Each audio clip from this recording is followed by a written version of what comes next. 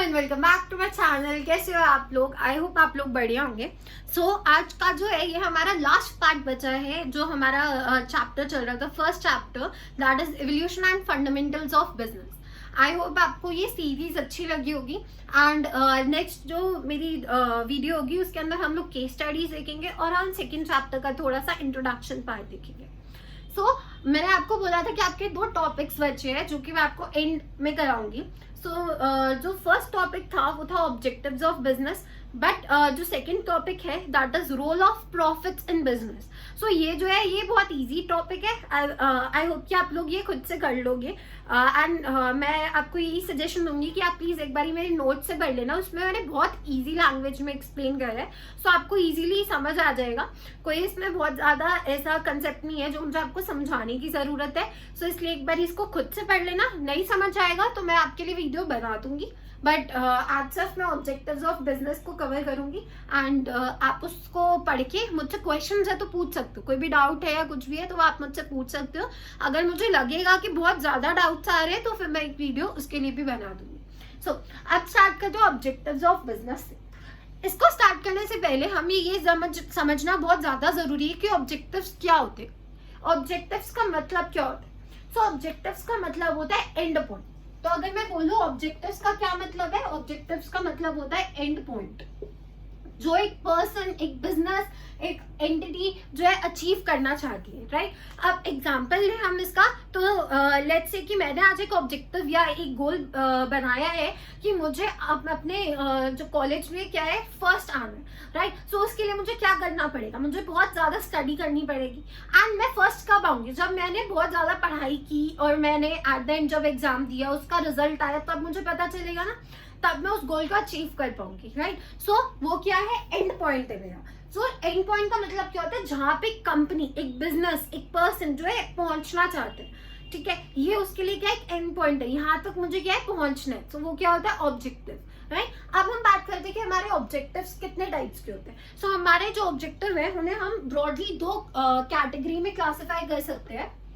Objectives को हम broadly 2 categories में क्लासिफाई कर सकते हैं। पहला है हमारा इकोनॉमिक ऑब्जेक्टिव, पहला होता है हमारा इकोनॉमिक ऑब्जेक्टिव, और दूसरा होता है हमारा social objectives. Economic objectives and social objective. अब इकोनॉमिक एक्टिविटी के बारे में हमने पढ़ा था हमारी सबसे पहली वीडियो में कि इकोनॉमिक एक्टिविटी क्या होती है, जिसमें हमारा मोटिव क्या है, पैसा कमाना। सिमिलरली जो हमारा इकोनॉमिक ऑब्जेक्टिव है, इसका मतलब क्या है, हमें क्या करना है, पैसा कमाना है। हमारे इकोनॉमिक ऑब्जेक्टिव का मतलब क्या है कि किस तरीके से हम लोग पैसा कमा सकते हैं, वो हमारा इकोनॉमिक ऑब्जेक्टिव में आता है। एंड सोशल ऑब्जेक्टिव क्या है, it is similar to non economic activity, कि जिसमें हमारा मोटिव क्या है, पैसा कमाना नहीं है, बट ये हम इसलिए कर रहे हैं ताकि जो हमारी कंपनी है या जो हमारा बिजनेस है उसका क्या एक अच्छी नाम बन जाए, उसका क्या गुडविल बन जाए, इसलिए हम क्या करते हैं, सोशल ऑब्जेक्टिव्स भी हमारे होते हैं किसी भी बिजनेस में। अब इकोनॉमिक ऑब्जेक्टिव में सबसे पहला जो ऑब्जेक्टिव है हमारा वो होता है प्रॉफिट मेकिंग। सबसे पहले और सबसे इंपॉर्टेंट चीज क्या है कि आप प्रॉफिट जनरेट करो। बट ये वाला जो है ना, ये मैं आपको एक एंड में एक्सप्लेन करूंगी। इसका रीजन है मुझे लगता है कि सबसे पहले आपको ये समझना जरूरी है कि बिजनेस जब स्टार्ट होता है उसके लिए सबसे इंपॉर्टेंट चीज क्या है। देखो, जब भी आप लेट्स से अब आप लोगों ने सोचा होगा कि आपको 12th के बाद क्या करना है, राइट। कोई लोग सोच रहे होंगे कि वो आगे फर्दर स्टडीज के लिए जाएंगे, कुछ लोगों ने सोचा होगा कि भाई पापा के बिजनेस में बैठना है ना, कुछ ने सोचा होगा हमें एंटरप्रेन्योरशिप में जाना है, राइट। उनके लिए, जिन लोगों ने बिजनेस का सोचा, उनके लिए ये चीज बहुत इंपॉर्टेंट है, इसे बहुत अच्छे से सुनना प्लीज। इनोवेशन क्या है, जब भी आप कोई बिजनेस खोलते हो, कोई नया बिजनेस खोल रहे हो, उसमें आपको क्या जरूरत है, सबसे पहले आपने किस चीज में अपने बिजनेस को खोलना है, वो सबसे ज्यादा जरूरी है। अगर आप कोई ऐसे प्रोडक्ट में खोल रहे हो बिजनेस, लेट्स से अगर आपने कॉफी की शॉप खोल ली है, राइट, अब आपका कॉफी तो ऑलरेडी बिक ही रही है, हर एक जगह पे बहुत सारी कैफेज है, अब तो रेडी पे भी कॉफी बिकने लग गई है, राइट। ठेका नाम से दिल्ली में जो लोग रहते हैं उनको पता होगा कि अब तो कॉफी जो है एक जैसे आइसक्रीम पहले बिकती थी वैसे अब कॉफी बिकने लग गई है, राइट। अब अपनी इनोवेशन क्या लेकर आए हो, आपका जो प्रोडक्ट है, आपने जो कॉफी सेल करनी है उसमें क्या इनोवेशन है। तो ये चीज आपका जो है ये आपका कहीं ना कहीं इकोनॉमिक ऑब्जेक्टिव में आ जाता है कि आपको क्या करना है, इनोवेट करना पड़ेगा, तभी आपके पास क्या कस्टमर आएंगे। अगर जैसे मैंने अभी आपको एग्जांपल दिया, अगर मेरे को कॉफी शॉप खोलनी है तो अब उसमें मैं क्या इनोवेशन लेकर आ रही हूँ। हो सकता है कि मेरा इंटीरियर बहुत अच्छा हो कि जो लोग हैं वो वहां पे आके कॉफी पीना पसंद करें। हो सकता है कि कॉफी को मेरी कॉफी की जो क्वालिटी है वो अच्छी हो सकता है मैंने कुछ और नया इनोवेशन लेकर आई हो, राइट। सो ये क्या है, ये इनोवेशन का पार्ट है कि कैसे आपके पास कस्टमर्स आएंगे, ठीक है। नेक्स्ट है हमारा थर्ड जो होता है वो होता है कस्टमर क्रिएशन। कस्टमर क्रिएशन, अच्छा इनोवेशन में ना एक और चीज मैं आपको बताना चाहती हूँ। सी हमारा कोई भी प्रोडक्ट होता है ना उसकी एक लाइफ साइकिल होती है, ठीक है। ये वैसे तो फर्दर जब आप 12th में या जब आप अपना फर्दर जब स्टडीज के लिए जाओगे, हायर स्टडीज के लिए, तब ये बात आपको समझाई जाती है। बट मैं आपको जस्ट एन एग्जांपल दे रही हूँ। सी कोई भी अगर आपका प्रोडक्ट होता है ना उसका एक लाइफ साइकिल होता है, ठीक है। उसका लाइफ साइकिल होता है इस तरीके से, बेल शेप कर्व में उसका जो होता है एक लाइफ साइकिल चल रहा होता है। सो इसमें हमारे पास 4 स्टेजेस होते हैं। जो पहला स्टेज होता है ना ये होता है हमारा डेवलपमेंट स्टेज, ठीक है। इंट्रोडक्शन स्टेज बोल सकते हो आप इसे, इंट्रो स्टेज बोल सकते हो। नेक्स्ट होता है हमारा डेवलपमेंट स्टेज। फिर हमारे पास आता है एक स्टेज जिसको कि हम बोलते हैं maturity stage. Maturity stage. Next जो हमारा स्टेज है, जो ये यहाँ से नीचे की तरफ जा रहा है, ये स्टेज होता है हमारा डिक्लाइनिंग स्टेज, ठीक है। ये मैं आपको क्यों बता रही हूँ, इसका रीजन है, जब आप किसी भी प्रोडक्ट को निकालते हो या लेट्स से कोई प्रोडक्ट ऑलरेडी हमारा जो है ऑलरेडी जो मार्केट में है वो बिक रहा है, सो उसका क्या होगा, वो ऑलरेडी मैच्योरिटी स्टेज पे होगा, राइट। सो अब आप क्या कर सकते हो, अगर आप उसी फील्ड में जा रहे हो, जैसे कि मैंने कॉफी बोला, तो वो आप इस टाइम पे क्या है, मैच्योरिटी स्टेज पे, राइट। सो आप क्या कर सकते हो, यहाँ पे थोड़ी सी इनोवेशन करके इसके लाइफ टाइम को और बढ़ा सकते हो, ठीक है। आप एक नया लाइफ साइकिल इसके अंदर शुरू कर सकते हो। सो ये आपका इनोवेशन है, ये हेल्प करता है। सो ये आपका ऑब्जेक्टिव होता है, इकोनॉमिक ऑब्जेक्टिव, कि मुझे क्या करना है, न्यू लाइफ साइकिल को स्टार्ट करना है। यहाँ से मैच्योरिटी स्टेज से मुझे एक न्यू लाइफ साइकिल स्टार्ट करना है, ताकि जो मेरा प्रोडक्ट है या जो मैंने इनोवेशन की है वो क्या है, आगे बढ़ सके, ताकि जो मैं क्या कर सकूं, मेरा बिजनेस क्या है वो पैसा कमा सके, ठीक है। अब नेक्स्ट जो मैंने आपको बोला कस्टमर क्रिएशन, मैं इसी का एग्जांपल दूंगी।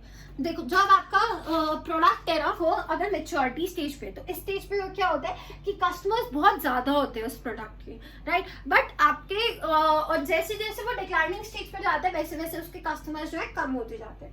अब आपका रोल क्या है कि आपको नए कस्टमर्स लेकर आना है। अब वो आप कस्टमर्स कैसे लाओगे, आपने क्वालिटी अच्छी दी है और उसका प्राइस फेयर है, तो आपके पास क्या है, लोग अपने आप आएंगे।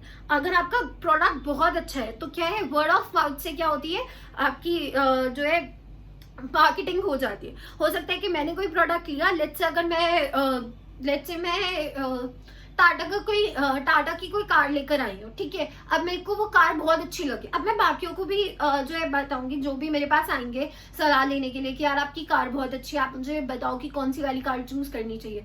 सो मैं उनको उस पर्टिकुलर कार के बारे में और बताऊंगी, राइट। सो ये क्या है, वर्ड ऑफ माउथ भी होता है। सो अगर आपका क्रिएशन ऑफ कस्टमर कैसे होगा, क्रिएशन ऑफ कस्टमर होगा जब आपका प्रोडक्ट अच्छा होगा, जब आप अच्छे से उसको डिलीवर कर रहे हो, उसके आफ्टर सेल सर्विसेज अच्छी है, आपका ओवरऑल प्रोडक्ट का जितना भी उसके साथ जितनी भी सर्विसेज या जितना भी एक्टिविटीज उसके साथ इन्वॉल्व है वो अच्छी है, सो क्या होगा, आपका कस्टमर ऑटोमेटिकली बनेगा। प्लस इसमें क्या है, क्रिएशन ऑफ कस्टमर के लिए अगर आप इनोवेशन करते रहे तो भी आपका क्या कस्टमर बन जाए।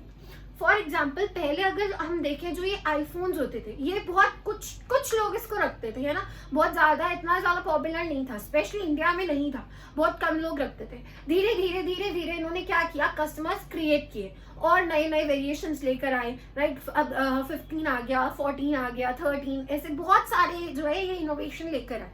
सो इससे क्या हुआ, इससे इन्होंने कस्टमर मार्केट जो है अपना इंक्रीज किया। सो इनोवेशन करोगे तो कस्टमर क्रिएशन होगा, और कस्टमर क्रिएशन होगा तो ऑटोमेटिकली प्रॉफिट मेकिंग होगा। इसलिए मैंने बोला था कि ये मैं आपको लास्ट में एक्सप्लेन करूंगी, बिकॉज ये जो है ना इंटरलिंक्ड है, आपके इकोनॉमिक ऑब्जेक्टिव्स तीनों इंटरलिंक्ड है। अगर आपने इनोवेशन नहीं की, आपका कस्टमर क्रिएट नहीं होगा, आपका प्रॉफिट नहीं बनेगा। अगर आप इनोवेशन कर रहे हो, आपका कस्टमर भी बनेगा और आपके पास प्रॉफिट भी होगा। अब प्रॉफिट मेकिंग क्या कहता है?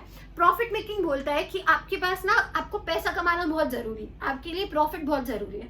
3 चीजों के लिए जरूरी है। आपको ग्रो करना है तो आपको प्रॉफिट चाहिए। आपको सबसे पहले तो आपको क्या जरूरी है कि आपको सर्वाइव करना है, फिर आपको ग्रो करना है। ग्रो के साथ साथ आपको अपने आपको एक्सपैंड करना पड़ेगा, राइट। ग्रो का मतलब होता है कस्टमर्स में ग्रो करना, और एक्सपैंड का मतलब है कि जो मेरी मार्केट्स है मैं उसको भी एक्सपैंड करूंगी। मैं ग्रो कर रही हूँ बट मैं एक्सपैंड नहीं कर रही हूँ, तो वो गलत हो जाएगा। ग्रो का मतलब क्या है कि आपने अपना जो बिजनेस है उसको बढ़ाया, आपकी जो कस्टमर्स है वो बढ़ रहे हैं एक जगह पे, राइट। एक्सपैंड का मतलब क्या है? मैंने लेट्स से मैं दिल्ली में काम कर रही थी, मैंने दिल्ली का एक एरिया कैप्चर कर लिया, अब मैं हरियाणा में जा रही हूँ, हरियाणा का एरिया कैप्चर किया, अब मैं आगे जा रही हूँ, आउट ऑफ इंडिया जा रही हूँ, वहां का एरिया कैप्चर करा। तो ये क्या है? मेरा एक्सपेंशन हो रहा है, मेरे बिजनेस का क्या हो रहा है? एक्सपेंशन हो रहा है। ग्रोथ जो होती है वो वर्टिकली होती है, एक्सपेंशन जो है वो हॉरिजॉन्टली है, राइट। अब नेक्स्ट हम बात करते हैं प्रॉफिट मेकिंग की। अब प्रॉफिट मेकिंग में भी हमारे 2 तरीके के प्रॉफिट होते हैं। 2 तरीके के प्रॉफिट कौन से हैं? एक होता है मैक्सिमम प्रॉफिट और एक होता है सफिशिएंट प्रॉफिट। मैक्सिमम प्रॉफिट क्या होता है? मैक्सिमम प्रॉफिट होता है कि आप कितना ज्यादा से ज्यादा प्रॉफिट जो है अर्न कर सकते हो एक पर्टिकुलर टाइम पीरियड में। लेट्स से 1 साल में आप कितना से कितना ज्यादा प्रॉफिट जो है वो अर्न कर सकते हो। सी, मैक्सिमम प्रॉफिट जो है ना वो किसी बिजनेस के लिए जरूरी नहीं होता। It's not a need, it's a want for any business, right. I hope आपको नीड एंड वांट के बीच में डिफरेंस पता होगा। सो मैक्सिमम प्रॉफिट क्या होता है? ये किसी भी बिजनेस की नीड नहीं है, ये वांट होती है, या आपका किसी बिजनेस के ओनर के क्या है, ये ग्रीड है कि हमें ज्यादा से ज्यादा प्रॉफिट अर्न करना है, ठीक है। अब मैक्सिमम प्रॉफिट आप कैसे कर सकते हो? एडल्ट्रेशन के थ्रू, जो लॉन्ग प्रैक्टिसेस है उनके थ्रू आप करते हो। कॉस्ट कटिंग करना, क्वालिटी अच्छी ना देना अपने कस्टमर्स को, इस केस में आप क्या कर सकते हो? मैक्सिमम प्रॉफिट अर्न कर सकते हो, राइट। देन सफिशिएंट प्रॉफिट क्या होता है? सफिशिएंट प्रॉफिट है कि जितना आपके बिजनेस के लिए प्रॉफिट जरूरी है, उसके सर्वाइवल के लिए, उसके ग्रोथ के लिए, उसके एक्सपेंशन के लिए, आप उतना ही प्रॉफिट अर्न कर रहे हो, ठीक है। आपने यहाँ पे कोई गलत जो है रॉन्ग प्रैक्टिसेस में आप इन्वॉल्व नहीं हो। आपने जितना आपकी क्वालिटी, लेट्स अगर मेरा 50 रुपीज का प्रोडक्ट एक जो है बन रहा है, मैं उसको ज्यादा से ज्यादा 70 रुपीज में बेच रही हूँ, राइट। मैं उसका बहुत ज्यादा नहीं अमाउंट उसका रख ली, क्योंकि मेरे को अपने कस्टमर्स के बारे में भी सोचना, और मेरे को लग रहा है कि इतना प्रॉफिट अभी स्टार्टिंग के लिए ठीक है। आगे चल के हो सकता है कि मैं अपने, बिकॉज ब्रांड की जो मेरी जो मैं प्रोडक्ट बेच रही थी वो एक ब्रांड में कन्वर्ट हो चुका है। उसका पीछे जो मेरा नाम था, जिस नेम से मैं उसको बेच रही थी, जिस कंपनी के नेम से मैं उसको बेच रही थी, वो एक ब्रांड बन गई है। हो सकता है तब मैं उसमें ब्रांड वैल्यू ऐड करूँ, बट अभी मुझे लग रहा है कि इतना प्रॉफिट जो है वो मेरे लिए सफिशिएंट है, वो ज्यादा नहीं है, ठीक है। सो वो क्या हो गया हमारा? Sufficient profit. अब हम बात करते हैं हमारी सोशल ऑब्जेक्टिव्स की। सो इकोनॉमिक ऑब्जेक्टिव्स हमारे 3 थे: profit making, innovation, customer creation, and ये तीनों आपस में क्या है? जुड़े हुए हैं। देन हमारे पास आते हैं सोशल ऑब्जेक्टिव्स। सी, सोशल ऑब्जेक्टिव्स क्या है कि जो आप देखो, जब भी आप किसी भी कोई भी बिजनेस खोलते हो, वो आप किसी सोसाइटी में खोलते हो, आपके आसपास में एक सोसाइटी होती है, आप वहां पे अपना बिजनेस खोलते हो, तो आपने अगर अपनी सोसाइटी से कुछ चीज लिया है तो ये आपकी ड्यूटी है कि आप जो है सोसाइटी को वापस भी करो, ठीक है। आप सोसाइटी से लैंड ले रहे हो, लेबर ले रहे हो, कैपिटल ले रहे हो, तो ये आपका आपकी रिस्पॉन्सिबिलिटी है, आपके बिजनेस की रिस्पॉन्सिबिलिटी है कि आप उन्हें वापस भी कुछ चीज दो, राइट। कुछ प्रॉफिट उन्हें भी मिलना चाहिए। सो अब वो क्या है? हमारे सारे सोशल ऑब्जेक्टिव्स में आते हैं। अब सोशल ऑब्जेक्टिव्स में सबसे पहला हमारा ऑब्जेक्टिव क्या है कि आप हाई क्वालिटी गुड्स दो, हाई क्वालिटी गुड्स दो at fair prices, at fair prices, ठीक है।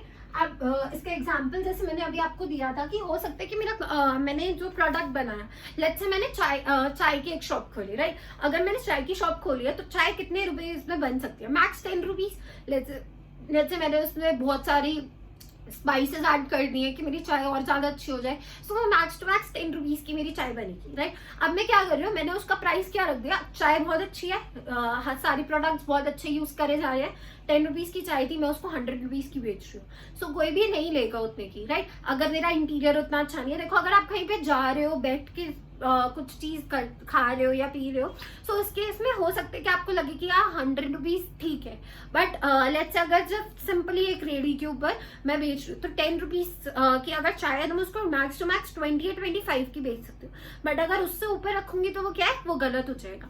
सो ये एक छोटा सा एग्जाम्पल था जस्ट आपको एक्सप्लेन करने के लिए कि आपको क्या करना है, हाई क्वालिटी गुड्स देनी है बट फेयर प्राइस होना चाहिए। ये नहीं कि क्वालिटी ऑफ गुड जो है वो अच्छी है बट आपका प्राइस जो है वो बहुत ज्यादा हाई हो गया। नेक्स्ट जो है हमारे पास वो है contribution to community development. Contribution to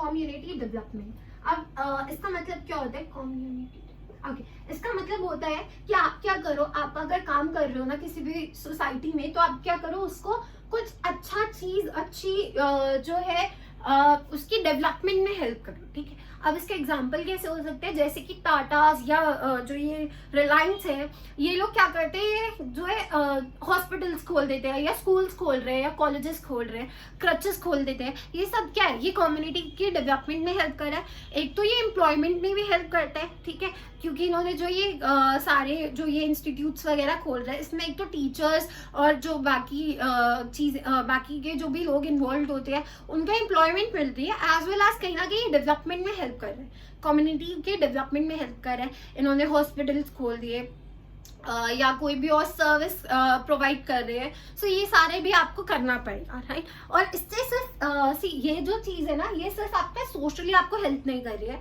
सिर्फ इस चीज़ में हेल्प नहीं कर रही है कि हाँ कि आपकी सोसाइटी से आपने कुछ लिया है तो आपको उसको वापस देना है, सिर्फ इस चीज़ में हेल्प नहीं करती है, ये एक और चीज़ में हेल्प करती है कि आपका जो आपका ब्रांड है उसका और ज्यादा अच्छा इमेज बन जाती है सोसाइटी में कि यार ये लोग कितना कुछ कर रहे हैं हमारी सोसाइटी के लिए, हमें इन्हें सपोर्ट करना चाहिए। ठीक है, नेक्स्ट जो थर्ड है वो है कि हमें फेयर रिटर्न देने हैं हमारे इन्वेस्टर्स को, fair returns to investors.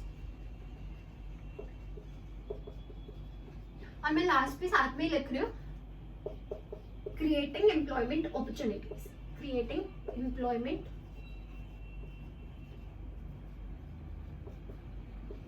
Opportunities. ठीक है, अब फेयर रिटर्न्स टू इन्वेस्टर्स क्या है, फेयर रिटर्न टू इन्वेस्टर कहता है कि जो इन्वेस्टर्स जो भी आपके जिन लोगों ने भी आपकी बिजनेस में पैसा जो पैसा इन्वेस्ट किया है उन्हें आप क्या करो, प्रॉपर अच्छा उनको क्या दो, रिटर्न दो। ठीक है, जैसे कोई शेयर्स है जो आपके शेयर होल्डर्स है उनको प्रॉपरली रिटर्न टाइमली प्रोवाइड करो और फेयर हो। ये नहीं कि आपने उनको जितना भी आपके पास प्रॉफिट हुआ है उसमें से आप मोस्टली पार्ट जो है बिजनेस के लिए रख लो या अपने पर्सनल यूज के लिए रख लो और जो है उनको प्रॉपरली जो रिटर्न है वो नहीं प्रोवाइड करो। ठीक है, सो आपको फेयर रिटर्न देना, और अगर आप फेयर रिटर्न दोगे ना उन्हें, अगर उनको लग रहा है कि हाँ भाई जितना प्रॉफिट हुआ है और जितना हम हकदार थे हमें उतना मिला है, जितना हमने काम किया उसके हिसाब से हमें सफिशिएंट प्रॉफिट मिला है, सो क्या होगा कि वो आपके साथ बने रहेंगे, आपको लॉन्ग टर्म इन्वेस्टमेंट में भी वो हेल्प कर सकते हैं। ठीक है, then creating employment opportunities. Creating employment opportunities क्या कहता है कि आप क्या करो, एम्प्लॉयमेंट की अपॉर्चुनिटीज दो।